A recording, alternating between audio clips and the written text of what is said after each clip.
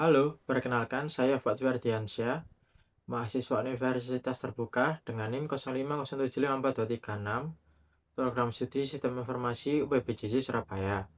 Dalam kesempatan ini, saya akan mengerjakan tugas 3 mata kuliah analisis dan visualisasi data. Dalam tugas 3 ini, saya diberi tugas untuk membuat aplikasi visualisasi data interaktif menggunakan Shiny yang memungkinkan pengguna memilih variabel yang ingin divisualisasikan dan jenis plot yang ingin dilihat yaitu scatter plot interaktif, line plot interaktif, bar plot interaktif, dan tabel data. Langsung saja saya kerjakan. Untuk media pemrogramannya menggunakan RStudio. Langkah pertama adalah menyiapkan file kerjanya. Di sini saya sudah membuat filenya di dalam folder tugas 3 bernama app.r. Dan terdapat juga file dataset tugas yang sudah diberikan pada soal tugas. Kedua file ini harus berada dalam satu folder yang sama agar program dapat membaca dataset dengan benar. Langsung saja saya buka file app-nya. Untuk kode pemrogramannya masih kosong. Langkah kedua yaitu mengetik kode pemrogramannya.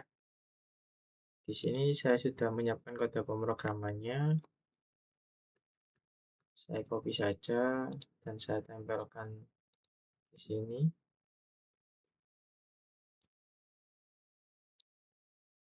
Untuk package yang saya gunakan dalam aplikasi ini yaitu Shiny, readxl, .ly, dt, dan dplyr. Jika belum menginstalnya, silakan install dulu masing-masing package-nya. Karena di sini saya sudah menginstal, maka tidak perlu menginstal ulang. Saya hapus saja di sini. Jika sudah menginstal semuanya, lalu ketikkan library pada masing-masing package seperti berikut. Untuk package Shiny digunakan untuk membuat aplikasi web interaktif. Package readxl digunakan untuk membaca file Excel.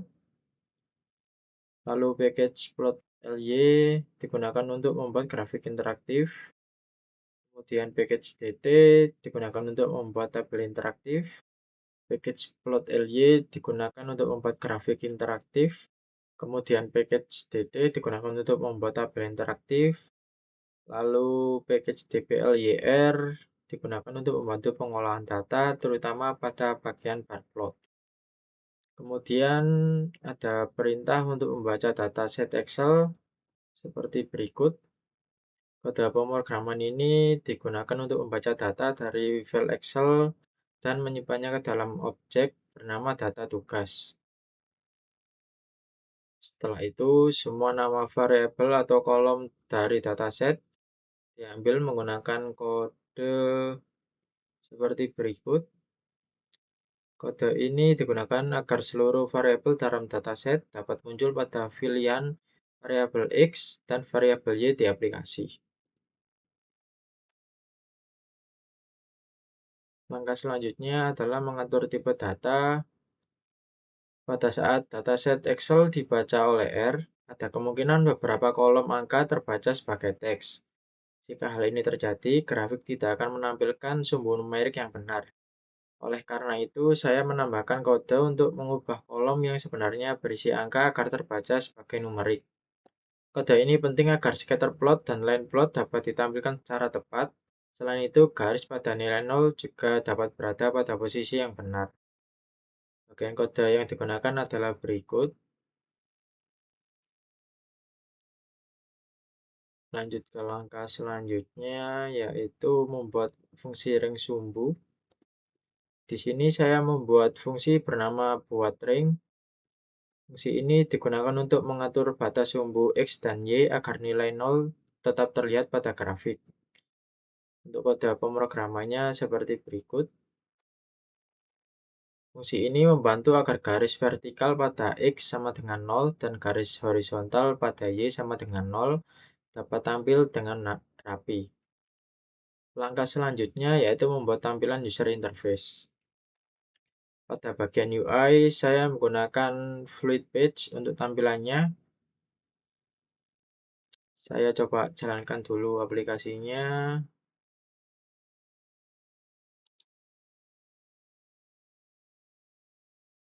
Untuk tampilannya seperti berikut.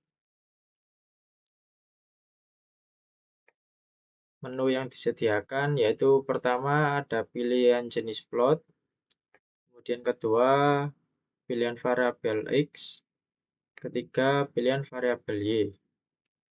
Jenis plot yang dapat dipilih terdiri dari scatter plot interaktif, line plot interaktif, bar plot interaktif, dan tabel data. Untuk bagian pilihan variabel X dan Y menggunakan semua variabel dari Excel, sehingga pengguna dapat memilih kolom mana saja yang ingin divisualisasikan. Seperti berikut, pilihannya ada banyak, sesuai dengan data di Excel. Kemudian langkah selanjutnya yaitu membuat bagian server. Bagian server ini digunakan untuk memproses pilihan pengguna. Misalnya, jika pengguna memilih scatter plot, maka aplikasi akan menampilkan scatter plot. Jika pengguna memilih line plot, maka aplikasi akan menampilkan line plot, dan seterusnya. Pada bagian awal server, data dari variabel yang dipilih pengguna diambil dari kode berikut. Kode ini berarti nilai variabel X dan Y akan mengikuti pilihan pengguna pada aplikasi. Di dalam kode pemrograman server juga terdapat kode pemrograman untuk masing-masing plot. Yang pertama ada scatter plot. Untuk scatter plot, aplikasi menggunakan plot LY dengan tipe scatter dan mode markers. Untuk kode pemrogramannya seperti berikut. Scatter plot ini digunakan untuk melihat hubungan antara dua variabel numerik. Sebagai contoh, saya memilih minTime sebagai sumbu X dan maxTime sebagai sumbu Y. Untuk tampilannya seperti berikut. Di sini aplikasi juga memeriksa apakah variabel X dan Y berupa angka. Jika bukan angka, aplikasi akan menampilkan pesan bahwa scatterplot membutuhkan variabel numerik. Hal ini dilakukan agar aplikasi tidak error ketika pengguna memilih variabel teks. Sebagai contoh,